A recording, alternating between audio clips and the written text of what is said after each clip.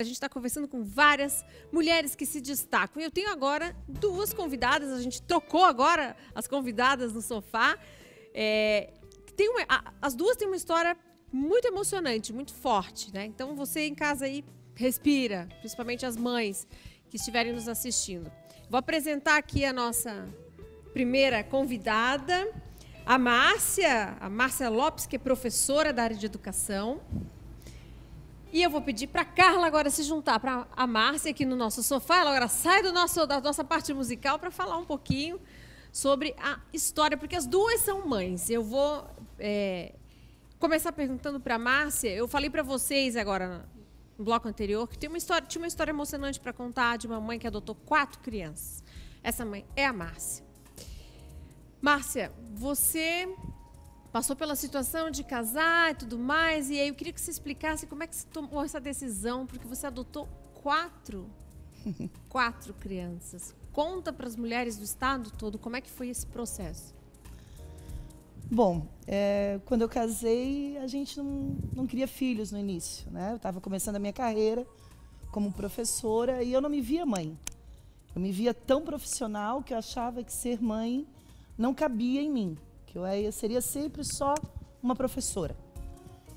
Mas o tempo foi passando, 7 anos de casados, faltava alguma coisa para a nossa felicidade.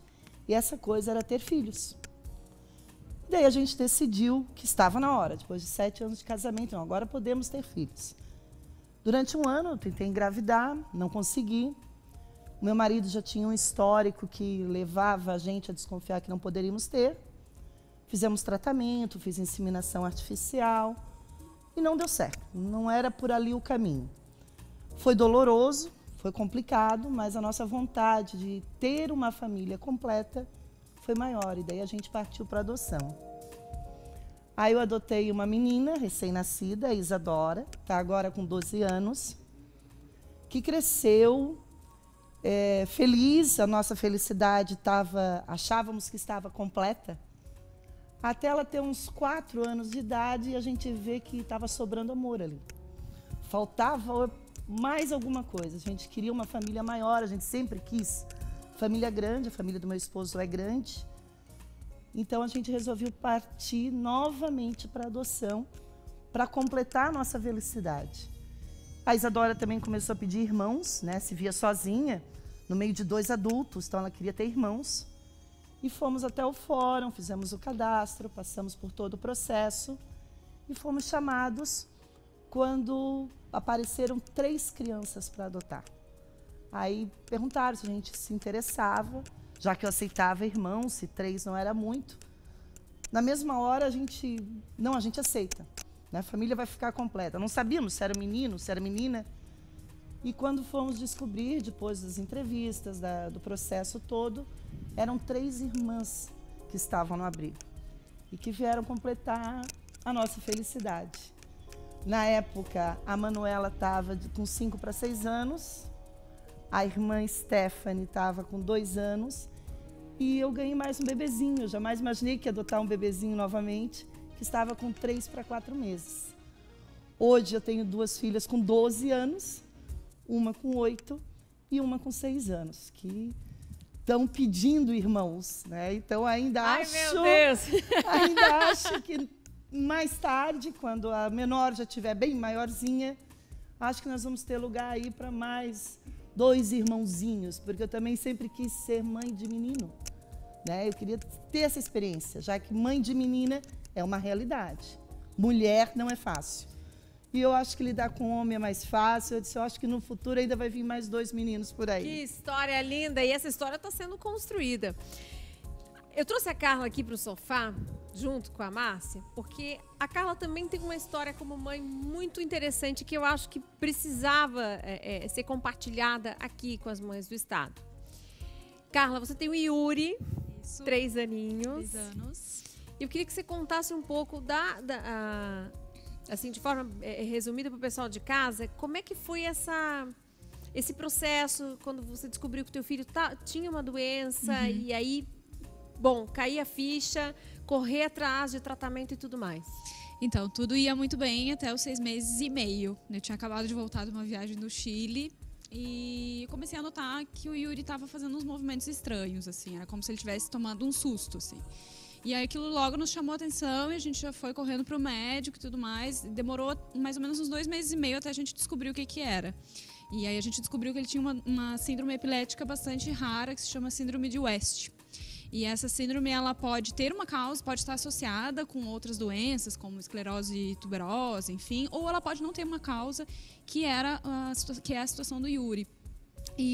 Mas, graças a Deus, por justamente não ter uma causa, a gente conseguiu um tratamento adequado e ele ficou curado. A gente fez um tratamento em casa, ele ficou 2 semanas, a primeira semana só comigo, segunda semana só com o pai, e ninguém podia entrar, só entrava uma enfermeira. Foi bastante difícil, assim, porque era um tratamento com injeção que ele fazia e tudo mais. Baixava muito a imunidade, então ele não podia ter contato. Mas o tratamento foi um sucesso e ele ficou curado. Só que daí depois que a gente começou com reabilitação e tudo mais, de fisioterapia, a gente começou a notar algumas coisas na parte de interação. E aí a gente chegou ao diagnóstico de que ele está dentro do transtorno do espectro autista. Então foi um novo choque, assim. Eu tinha me recuperado daquele trauma da síndrome do West, e aí quando eu vi, eu tive que aceitar que ele tinha autismo. Então até hoje é bastante difícil. Eu demorei 1 ano para conseguir escrever a história dele, porque na época que a gente descobriu a síndrome do West, eu fui louca pra internet, meu marido também. E a gente só achava coisas ruins. O prognóstico era sempre ruim, de que não tinha cura, de que ele poderia não andar, que ele poderia não vir a se alimentar sozinho, enfim. E a gente encontrou apenas 2 relatos, assim, em alguns estudos que falavam o contrário. Então a gente se agarrou muito nisso e descobrimos uma média. Temos um bom neuropediatra aqui em Florianópolis e também conseguimos uma boa neuropediatra em Curitiba, e foram eles que nos guiaram para esse tratamento que deu certo. E agora é um desafio, né? Tem altos e baixos, assim, vou ser bem sincera, porque às vezes é meio frustrante, por exemplo, eu ter dificuldade para levar ele numa festa de aniversário, que é uma coisa simples de toda criança. Mas eu também tenho que respeitar a realidade dele, de que ele tem essa dificuldade de interação social. Mas, por outros aspectos, ele é uma criança super alegre, que corre para cima e para baixo, que já está demonstrando interesse em música. E ele ainda não fala, mas é todo um processo. Então, ele faz várias terapias para que ele se desenvolva. A gente não tem certeza, mas há a possibilidade de que ele venha a ser uma criança como as outras ao longo do tempo, assim, né? Mas é isso. Nem tudo são flores na vida, mas a gente acha umas flores no meio do caminho e vai catando. São os desafios, né? Muito. Eu trouxe vocês para compartilhar essas histórias porque eu acho que elas nos acrescentam muito, sabe? Eu acho que vocês em casa aí aprenderam um pouco mais aqui, ouvindo o depoimento da Márcia, o depoimento da Carla. Eu queria que esse programa hoje tivesse 3 horas. Infelizmente só tem 1, então foi tudo meio, né? Como vocês viram, já estamos no último bloco.